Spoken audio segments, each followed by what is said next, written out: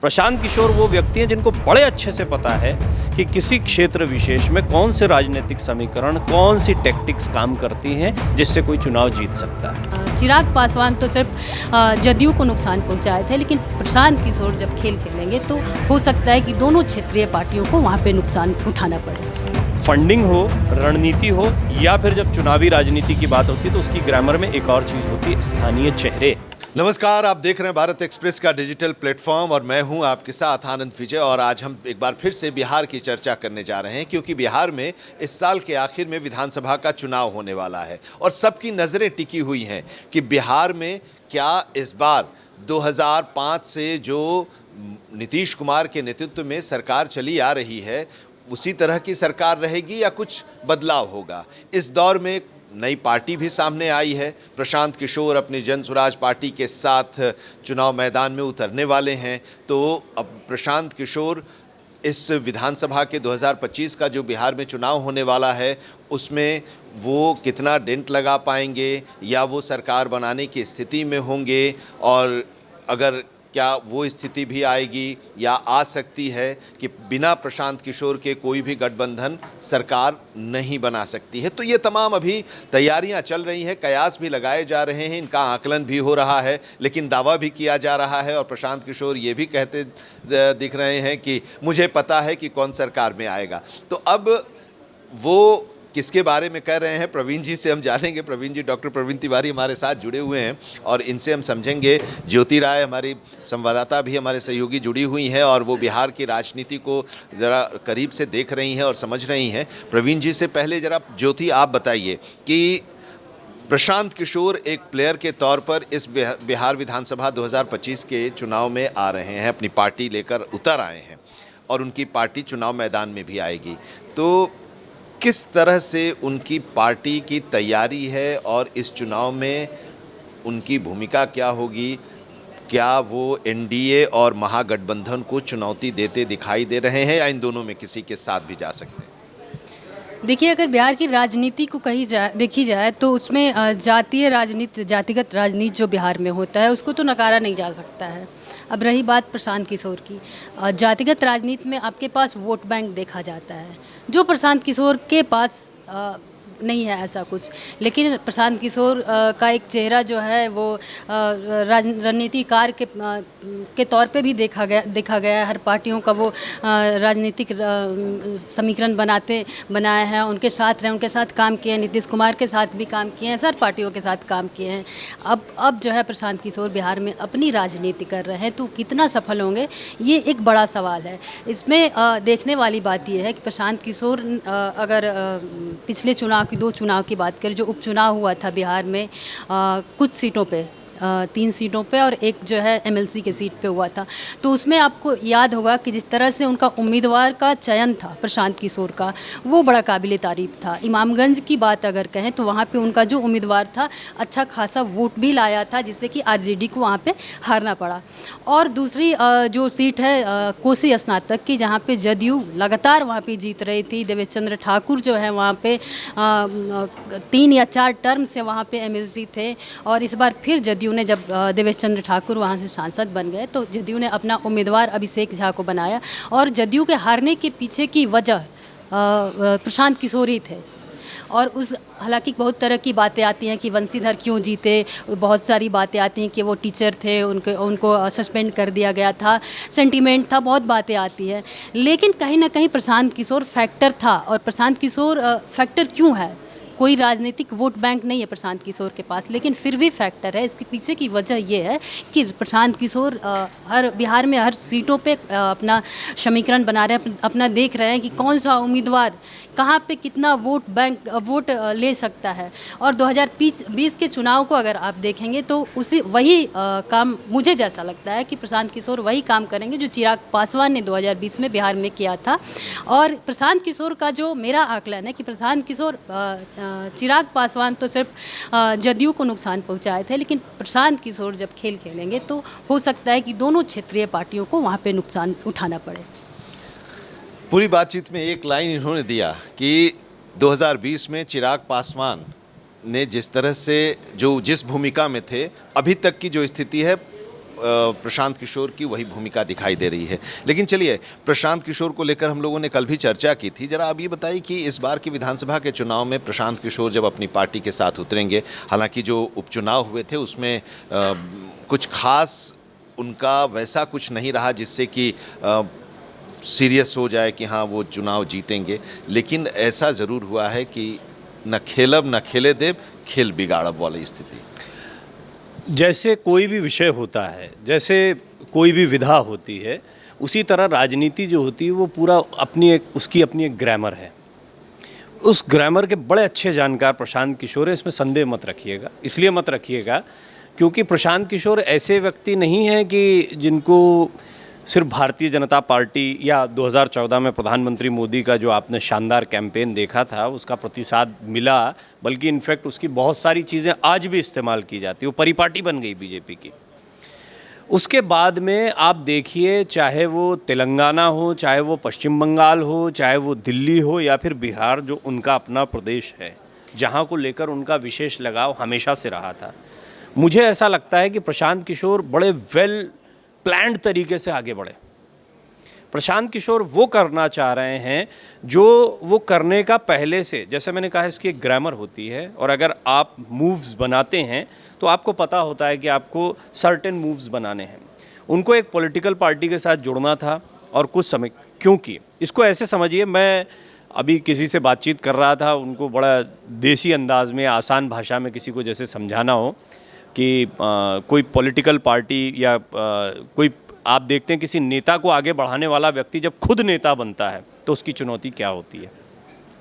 ये ठीक वैसा ही है कि आप लोग डिजिटल का काम करते हैं, डिजिटल के बहुत सारे जानकार होते हैं, लेकिन जब एंकर की भूमिका में आना होगा तो आपकी आवश्यकता पड़ेगी, या किसी विशेषज्ञ की जिसके दिमाग में कोई बात भरी होगी किसी विषय पर तो उसकी आवश्यकता पड़ेगी।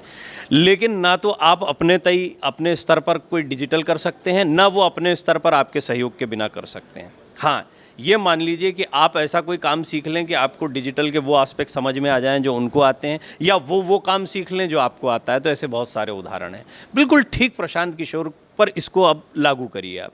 प्रशांत किशोर वो व्यक्ति हैं जिनको बड़े अच्छे से पता है कि किसी क्षेत्र विशेष में कौन से राजनीतिक समीकरण, कौन सी टैक्टिक्स काम करती हैं जिससे कोई चुनाव जीत सकता है, और उन्होंने सक्सेसफुली इसको आजमाया है। उनका सक्सेस रेट भी बड़ा हाई है, 60 से 70%, बल्कि हो सकता है इससे भी ज़्यादा उनका सक्सेस रेट आपको दिखाई दे उनकी रणनीतियों का।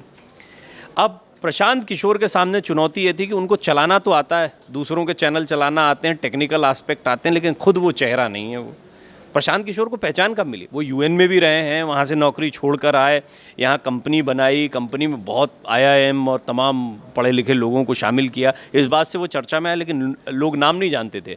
पीके चलता रहता था। अच्छा, एक साउथ के और थे, मैं उनका नाम भूल गया, बड़े चर्चा में आए थे, वो भी भारतीय जनता पार्टी के साथ में जुड़े और फिर भारत जोड़ो यात्रा के लिए उन्होंने अभी कार्य किया था।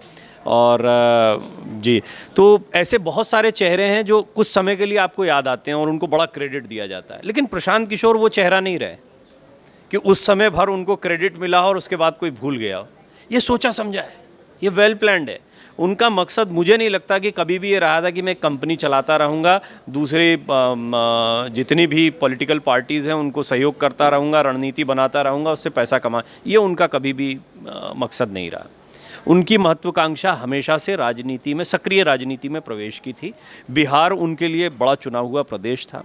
सोचिए, जब इतनी प्लानिंग के साथ वो आगे बढ़े, जैसे उनसे पूछा जाता है ना कि पैसा कहाँ से आ रहा है आपके पास, तो कहते हैं, एक ही जवाब होता है उनके पास कि मैंने इतना कमाया है तो ये सब इसी में लगा रहा हूँ। फंडिंग हो, रणनीति हो, या फिर जब चुनावी राजनीति की बात होती है तो उसकी ग्रामर में एक और चीज़ होती है, स्थानीय चेहरे। ये बात नहीं कि हम यहाँ चर्चा करते हैं प्रशांत किशोर का कितना असर है, प्रशांत किशोर का कितना असर है किसी। प्रशांत किशोर किसको उम्मीदवार बनाते हैं, कौन कौन व्यक्ति प्रशांत किशोर के साथ जुड़ने के लिए तैयार है। मुझे याद है पिछले विधानसभा चुनाव के दौरान बहुजन समाज पार्टी की जब पहले भी हालत ख़राब हो गई थी, अब भी ख़राब है, तब भी मैं जानता हूँ कि आगरा हो, हाथरस हो, ऐसे क्षेत्र जहाँ पर बड़ा जोर चलता है, बहुजन आज भी है, उनका कार्यकर्ता और काडर है, ऐसी जगहों पर टिकट के लिए मारामारी होती है कि हमको टिकट मिल जाए, हमको टिकट मिल जाए, जबकि पता है कि शायद हार जाएंगे। तो राजनीति में बहुत सारे ऐसे स्थानीय चेहरे होते हैं जिनको ना तो, जो भी, जैसे मान लीजिए दोनों गठबंधन की बात लीजिए, भारतीय जनता पार्टी और जनता दल यूनाइटेड में दो आपस में मान लीजिए किसी सीट पर जद्दोजहद चल रही है, दो उम्मीदवार हैं, बीजेपी के पास भी बड़ा उम्मीदवार है, जनता दल यूनाइटेड के पास भी बड़ा उम्मीदवार है, कांग्रेस और आरजेडी के बीच में ऐसे कई सीटों पर हो रहा। बहुत सारे असंतुष्ट ऐसे चेहरे जो प्रभावशाली हो सकते हैं वो प्रशांत किशोर के संपर्क में हैं, और प्रशांत किशोर इस राजनीति के बड़े अच्छे जानकार हैं। शुरुआत में जब उन्होंने पार्टी बनाई थी तो कुछ राजनीतिक विश्लेषकों ने, जो बिहार की राजनीति को जानते हैं, उनको ये बोला था कि ये नोटा के बराबर तक इनकी भूमिका रहने वाली है, इससे ज़्यादा आगे नहीं जा पाएंगे। लेकिन कुछ राजनीतिक विश्लेषकों का ये भी मानना था कि प्रशांत किशोर अगर 8 से 10 सीटों पर भी अपने दम पर कुछ कर पाते हैं, अपने उम्मीदवारों के ज़रिए कुछ कर पाते हैं, और बहुत सारी सीटों पर खेल बनाने बिगाड़ने का काम करते हैं, जो आप कह रहे थे, तो प्रशांत किशोर जो है वो बड़ी सक्सेस हासिल करेंगे। तो वैसी स्थिति में लग रहे हैं क्या? मुझे ऐसा लगता है कि आप, एक तो ज्योति ने जो कहा चिराग पासवान वाली बात जो कह रही हैं वो ठीक है अपनी जगह, लेकिन मुझे लगता है प्रशांत किशोर अभी इस राजनीति में आजमा भी रहे हैं बहुत सारी चीज़ें। कल भी हम जब बातचीत कर रहे थे मैंने कहा था ऐसा है ही नहीं कि ये कोई एक दिन एक चुनाव का खेल होता है, कोई भी राजनेता ऐसा रातों रात खड़ा होता। हमने बहुत लंबी बात की थी, अरविंद केजरीवाल को भी उसका उदाहरण रखा था।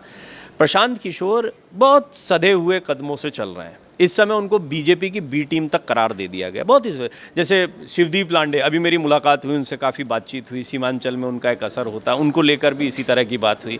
अब वो खैर निजी एक बातचीत थी हमारी, वो कुछ उसी विषय में बात हो रही थी, लेकिन प्रशांत किशोर का उसमें जिक्र आया। अब क्या प्रशांत किशोर ऐसी क्षेत्रीय ताकतों के साथ में मिलते हैं? प्रशांत किशोर किन किन चेहरों को अपने साथ में जोड़ने में सफल रहते हैं? कितने ऐसे चेहरे जो प्रभावशाली हों असंतुष्ट होते हैं और वो प्रशांत किशोर के जन स्वराज पार्टी के टिकट पर चुनाव लड़ना पसंद करते हैं? सबसे बड़ी बात राजनीति में ये होती है आनंद जी कि आप एक नई पार्टी होने के बावजूद अनजान नहीं हैं। आज आप कह सकते हैं प्रशांत किशोर नए हैं, असर होगा नहीं हो, लेकिन चर्चा हो रही है। ऐसा कोई नहीं है जो उन पर टिप्पणी नहीं कर रहा, ऐसा कोई नहीं है बिहार में जो प्रशांत किशोर का नाम नहीं जान रहा, ऐसा कोई नहीं है जो उनकी जनसुराज पार्टी को नहीं जान रहा, उनकी जनसुराज यात्रा को नहीं जान रहा। लेकिन एक चीज़ और है ना कि बिहार की जो सियासी स्थिति है उसमें विकास तो ठीक है, विकास एक मुद्दा रहता है और रहेगा भी, उसके अपने वोटर्स भी हैं, विकास के नाम पर वोट करते हैं, लेकिन जाति अभी भी हावी है। अगर उत्तर प्रदेश और बिहार की बात कीजिए तो उत्तर प्रदेश में भी जाति हावी है, लेकिन उत्तर प्रदेश में एक चेहरा योगी आदित्यनाथ का जब आया तो उस चेहरे के बाद, चाहे अखिलेश यादव भी उसमें रहे हों, मायावती भी रही हों, तो वो चेहरा है और उस चेहरे के साथ जुड़ रहे हैं। लेकिन बिहार में वो चेहरा नहीं है, लेकिन जातियाँ हैं, और उन जातियों के आधार पर ही वोटिंग का पैटर्न भी सेट होता है। उसमें एनडीए और महागठबंधन के दल हैं और उसमें फिट बैठना है इनको, प्रशांत किशोर को। ये आपका बड़ा अच्छा सवाल है। दरअसल ये एनालिसिस का बड़ा महत्वपूर्ण बिंदु भी है। प्रशांत किशोर की रणनीति, देखिए उनकी रणनीति क्या है, मैं यहाँ खड़े खड़े बता दूँ तो उनकी रणनीति का कोई दम ही नहीं रहा। लेकिन ये वहाँ जितने मैंने विश्लेषकों को पढ़ा जिन्होंने प्रशांत किशोर के ऊपर काफ़ी कुछ लिखा है, वहाँ बिहार की राजनीति और सियासत को समझते हैं, वो ये तय मानकर चल रहे हैं कि प्रशांत किशोर इस जाति समीकरण का सबसे ज़्यादा इस्तेमाल करने वाले हैं। जो आप कह रहे हैं ना, जाति समीकरण का इस्तेमाल प्रशांत किशोर के अपने एक इंडिविजुअल के चेहरे से नहीं होता है। मैं ऐसे बहुत सारे उदाहरण रख सकता हूँ जो सवर्ण समाज के हों और दलितों की राजनीति में बड़े सक्सेसफुल हो गए हों। ऐसे बहुत सारे आपको उदाहरण मिल जाएंगे। बात होती है कि आपने किन उम्मीदवारों को, किन लोगों को अपने साथ में जोड़ा है। प्रशांत किशोर निश्चित तौर पर हर सीट पर जातीय समीकरण पर विशेष ध्यान देने वाले हैं। उनके जो उम्मीदवार होंगे वो जातीय समीकरण के आधार पर होंगे, जितने भी होंगे, लेकिन कुछ सीटें, कुछ क्षेत्रों को वो शायद ज्योति ज़्यादा बेहतर बता पाएंगे कि किन किन सीटों पर उनका प्रभाव और ज़्यादा देखने को मिल रहा है, किन किन सीटों पर उनका फोकस है। क्योंकि दो चीज़ें मैं मानकर चल रहा हूँ, एक तो जातीय समीकरण का विशेष ध्यान प्रशांत किशोर नेताओं को अपने साथ शामिल करने में और साथ ही साथ में टिकट बंटवारे में करने वाले हैं। हर सीट के लिहाज से आप देख लीजिएगा, एक एक चुनी हुई सीट पर वो जाति समीकरण को देखकर ही टिकट देंगे। पहली चीज़, इस बात को बड़े अच्छे से जानते हैं। दूसरी चीज़, उनका फोकस बड़ा क्लियर रहेगा कि मुझे इन सीटों पर ज़्यादा मेहनत करनी है। जैसे जनसुराज यात्रा के दौरान उन्होंने किया है, इसी तरीके से वो जो चुनाव लड़ने की उनकी, बेशक वो ज़्यादा से ज़्यादा सीटों पर लड़ें, लेकिन उनका फोकस कुछ ऐसे क्षेत्रों पर या सीटों पर रहने वाला है जहाँ पर उन्होंने अभी तक आकलन किया होगा कि हाँ, यहाँ पर मैं लोगों को साधने में, नेताओं को साधने में, कार्यकर्ताओं को बनाने में कामयाब रहा हूँ। जहाँ तक आप प्रभाव की बात कह रहे हैं, देखिए कई हमारे पास ऐसे उदाहरण हैं। हम कल पश्चिम बंगाल की भी बात कर रहे थे, दिल्ली की बात कर रहे थे, आम आदमी पार्टी के पंजाब में प्रादुर्भाव की आप एक और उदाहरण ले लीजिए। आप कुछ नहीं कह सकते, अचानक से एक अंडर करंट भी होता है। बिहार की जनता को आप जाति समीकरण ही चलता है, जाति समीकरण ही चलता है, और इसी तरीके से जो है आप बिहार के बारे में कह देंगे नहीं यहाँ तो या ये आएंगे या ये आएंगे, नहीं यहाँ तो बस जो है लालू प्रसाद यादव के बेटे का असर रहेगा, नहीं यहाँ तो नीतीश कुमार के चेहरे का असर। ये हमें आपको लगता है। बिहार की जनता जैसे देश की जनता में आज 60% आपके पास 60-70% युवा भी कौन सा 35 साल की उम्र तक का युवा है आपके पास। बिहार में जो बड़ी जनसंख्या है उसमें सोच में बड़ा बदलाव आया है, उसको इम्पैक्ट करना है। वो जो युवा हैं जो आज वोटर के लिहाज से बड़ी तादाद में हैं, उनको कितना इम्पैक्ट कर पाते हैं प्रशांत किशोर, ये देखने वाली बात होगी। हालांकि ये मेरी एक एनालिसिस है, मुझे लगता है क्योंकि प्रशांत किशोर के कार्य के ऊपर हम बात कर रहे थे और कितना असर डाल सकते हैं।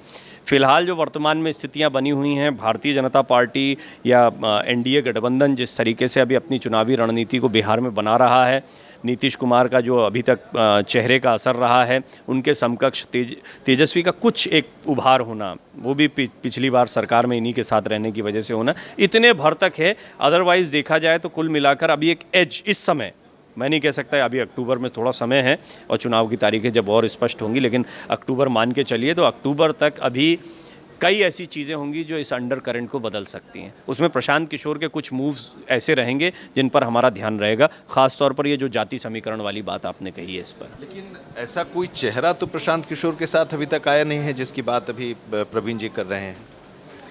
देखिए, आप बिहार में ये सोच रहे हैं कि कोई बड़ा चेहरा, कोई वहाँ की जो दो क्षेत्रीय पार्टियाँ हैं उससे निकल के प्रशांत किशोर के साथ जुड़े, या फिर जो बड़ी पार्टियाँ हैं कांग्रेस और बीजेपी, तो ऐसा चेहरा प्रशांत किशोर के साथ नहीं जुड़ा हुआ है। लेकिन अभी इन्होंने कहा, प्रवीण जी ने कहा कि जो लोकल लोग होते हैं, जैसे कि जहाँ पे उनकी पकड़ होती है, वहाँ पे वो चुनाव की तैयारियाँ करते हैं, वो चाहते हैं कि वहाँ से उनको टिकट मिले, और वैसे में वो प्रशांत किशोर का सहारा ले सकते हैं। उनका कुछ जनाधार भी रहता है, कुछ अपना जनाधार भी रहता है।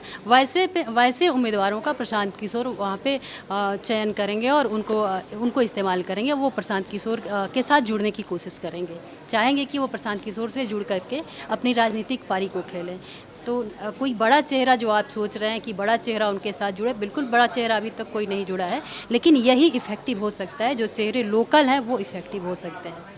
क्योंकि एक आखिर में, क्योंकि ये भी कि लोकसभा चुनाव में जो नतीजे आए थे बिहार में भी बड़े उथल पुथल वाली स्थिति में थी। आर.के. सिंह को विकास पुरुष कहा जाता था, आर.के. सिंह हार गए। हारे किससे? तो CPI-ML से हारे। तो ये इस तरह की वोटिंग जो होती है वहाँ पर जाति के आधार पर ही अभी देखने को, और देखिए कि जितने नेता हैं सब अपनी अपनी जातियों के नेता। लालू प्रसाद यादव के तेजस्वी RJD की बात करें तो उपेंद्र कुशवाहा कोयरी, नीतीश कुमार की पार्टी कुर्मी बहुल और पिछड़ा माना जा रहा है, जीतन राम मांझी, चिराग पासवान, चिराग के चाचा पशुपति पारस, वो भी अपनी पार्टी चला रहे हैं। ये सब उस चेहरे के साथ और उस वोट बैंक के साथ है। नहीं, चेहरा तो मुझे लगता है कि प्रशांत किशोर ने अपने चेहरे को जिस तरीके से बनाया उससे बहुत स्पष्ट है कि प्रशांत किशोर पर्याप्त चेहरा हैं। क्या होता है, मैंने आपको इस प्रश्न का वैसे जवाब दिया कि कई स्थानीय चेहरे हैं। जैसे मान लीजिए गया की बात है, वो JC रामदास, क्या नाम है उनका, जो अभी पार्टी में प्रशांत किशोर के साथ हाल ही में शामिल हुए हैं, एक जो इन्हीं के साथ में थे, जीतन राम मांझी के साथ में थे पहले और अब प्रशांत किशोर के साथ में आ गए हैं। गया में बड़ा अच्छा असर है उनका, मैं नाम भूल रहा हूँ, आप लोग सोचिएगा उसको। तो प्रशांत किशोर जो हैं ऐसे ऐसे चेहरों पर, ऐसे स्थानीय नेताओं के ऊपर नज़र बनाए हुए हैं। यहाँ पर उन नेताओं को भी ज़रूरत होती है एक बैनर की, जैसे एक ब्रांड की ज़रूरत होती है। वो निर्दलीय ने कई निर्दलीय चुनाव लड़ते हैं, लेकिन निर्दलीयों में कई बड़े स्ट्रांग होल्ड वाले होते हैं। ऐसे स्ट्रांग होल्ड वालों को कई बार एक टिकट की, एक चेहरे की ज़रूरत होती है। इतना पर्याप्त चेहरा प्रशांत किशोर बनाने में कामयाब हुए हैं। अब उनको उन चेहरों को आइडेंटिफाई करना उन अलग अलग सीट्स पर, या फिर ऐसे लोगों को आइडेंटिफाई करना जिनका एक क्षेत्र विशेष में दबदबा चल रहा हो। आप बिहार को जानते हैं, बिहार की राजनीति में कई ऐसे लोग हैं, हम उनकी राजनीति को जानते भी हैं। कोई आए कोई नहीं आए, किसी के टिकट पर लड़े ना लड़े, पप्पू यादव की अपनी राजनीति रहे, ऐसे बहुत सारे चेहरे आपको मिलेंगे जिनका स्थानीय स्तर पर बड़ा दबदबा होता है। प्रशांत किशोर का पूरा फोकस, उनकी अगली स्ट्रैटेजी जिसमें अगले मूव की बात कर रहा हूँ, वो ऐसे चेहरों को आइडेंटिफाई करना, उस पर उन्होंने काम करना शुरू कर दिया है। वो अलग अलग जगहों पर ऐसे लोग जो ना इधर हैं ना उधर हैं, इंडिविजुअल लेवल पर अपनी कैपेसिटी पर लड़ते हैं, लेकिन निर्दलीय भी लड़कर उनको कोई विशेष फ़ायदा नहीं होना, उनको अपना बैनर और अपना वो दें चेहरा। आप एक बात कर रहे हैं बिहार का चेहरा, बिहार की सियासत में एक बड़ा चेहरा और मुख्यमंत्री बन जाए, इसकी ज़रूरत नहीं है राजनीति में। अगर आपका फोकस सिलेक्टेड सीट्स हैं, आपका फोकस ये है कि इतनी सीटें लाना है कि मैं सत्ता की चाबी को किसी तरह से अपनी जेब में रख पाऊँ, और बिहार में ऐसा हो सकता है, बहुत हद तक पॉसिबल है। ऐसा राज्य जहाँ पर बड़ा फ्रैक्चर्ड मैंडेट रहता है, वहाँ पर 10-20 सीटें झोली में होना एक बहुत काम की चीज़। सत्ता की चाबी 2005 में रामविलास पासवान रखे थे, चुनाव हुआ 2005 के नवंबर में, विधानसभा राष्ट्रपति शासन, और नवंबर में जो चुनाव हुआ उस चुनाव में रामविलास पासवान कहाँ उड़ गए पता ही नहीं चला। नहीं, उनको कहा जाता है हवा का रुख जानते थे वो। देखिए, रामविलास पासवान के उस दौर को तो आप याद रखते हैं, लेकिन आज तक चिराग पासवान भी जो है वो उनकी सजाई हुई पूरी की पूरी राजनीति को आगे बढ़ा रहे हैं। पशुपति पारस और चिराग पासवान उन्हीं की विरासत। लेकिन आज तक अकेले अपने बल पर सरकार बनाते हुए बिहार में कोई नहीं दिखा। आपने बिल्कुल सही बात। ये नीतीश कुमार में भी नहीं दिखा, ये लालू यादव में भी नहीं दिखा, और ये भारतीय जनता पार्टी में भी नहीं दिखा। तो यही इसीलिए कि क्या प्रशांत किशोर को इतना इम्पोर्टेंट मान लिया जाए कि वो अकेले अपने दम पर कुछ बिगाड़ने की स्थिति में रह रहे हैं या कुछ नया स्थापित करने। आप अपने प्रश्न का जवाब भी दे रहे हैं, जो बात मैं कह रहा हूं उसी को और पुख्ता कर रहे हैं कि प्रशांत किशोर इंडिविजुअल कैपेसिटी में करना ही नहीं चाहते हैं। ये तो हमारा ये परसेप्शन है कि प्रशांत किशोर बिहार के मुख्य, वो तो कह चुके मेरे को कोई राजनीतिक पद मिलेगा भी नहीं, इतनी सीटें नहीं आ रही है उनकी कि वो एकदम मुख्यमंत्री बन जाएंगे या बीजेपी और जेडीयू से आगे निकल। मैं कह रहा हूं कि उनको समीकरण इतना बनाना है कि मेरी एंट्री हो, अच्छी एंट्री हो, इतनी सीटें मेरे पास आएँ। बाकी कोई हवा का रुख बदलता है, कुछ होता है, कुछ ज़्यादा से, कई बार अनएक्सपेक्टेडली बहुत लोगों को ज़्यादा सीटें मिलती हैं, कई बार कई लोगों को अनएक्सपेक्टेडली बहुत बुरा प्रदर्शन देखने को, ये तो होता है। लेकिन जो उनका फोकस, उनका मोटिव, उनके मूव्स हैं, वो है सिलेक्टेड सीटों पर कुछ चेहरे जो स्थानीय रूप से असर रखते हैं को अपने साथ जोड़ना और उन सीटों पर असर पैदा करके अपनी पार्टी के बैनर तले कुछ सीटें निकालना। ये उनका स्पष्ट मकसद है। अब वो आप सोचिए कि वो अपने चेहरे पर कितना कर सकते हैं, और आप उनको रामविलास पासवान और लालू, अरे इनकी राजनीति बहुत पुरानी है। प्रशांत किशोर अभी नए और उसमें इतनी चर्चा में आ गए, ये बहुत बड़ी कामयाबी है। बहुत अच्छा उन्होंने अपने आप को इस्टेब्लिश किया हुआ। चलिए, तो इस्टेब्लिश प्रशांत किशोर ने अपने आप को किया है, और 2025 का जो विधानसभा का चुनाव होने वाला है बिहार में, और उस चुनाव में प्रशांत किशोर अपनी जनसुराज पार्टी के साथ उतर रहे हैं। हालांकि वो कह रहे हैं कि मैं कोई चेहरा नहीं हूं, पार्टी जीतेगी। तो लेकिन अब एक सवाल और एक लाइन में वो जवाब, उन्होंने कहा कि मुझे पता है किसकी सरकार बनेगी। हाँ, उन्होंने कहा, और ये बड़ा दिलचस्प है कि उन्होंने ये कहा कि मैं बताता हूँ आपको किसकी सरकार बनेगी। सरकार बनेगी बिहार की जनता की। लीजिए, वो तो बनेगी। ये बिहार की जनता की सरकार बनेगी, और उस बिहार की जनता की सरकार में प्रशांत किशोर की भूमिका क्या होगी, इसका सबको इंतजार है। अब बिहार है तो चर्चा का अंत भी करना बड़ा मुश्किल सा लगता है, लेकिन आज अभी इतना ही। आगे फिर हम चर्चा करेंगे बिहार के बारे में, क्योंकि चुनाव तो इस साल के आखिर में होना है। चुनाव के पहले भी, चुनाव के समय भी और चुनाव के बाद भी बिहार हमेशा चर्चा में रहता है और रहेगा, और चर्चा होती रहेगी। आपको ये चर्चा कैसी लगी, कमेंट बॉक्स में ज़रूर अपनी राय दीजिएगा। नमस्कार।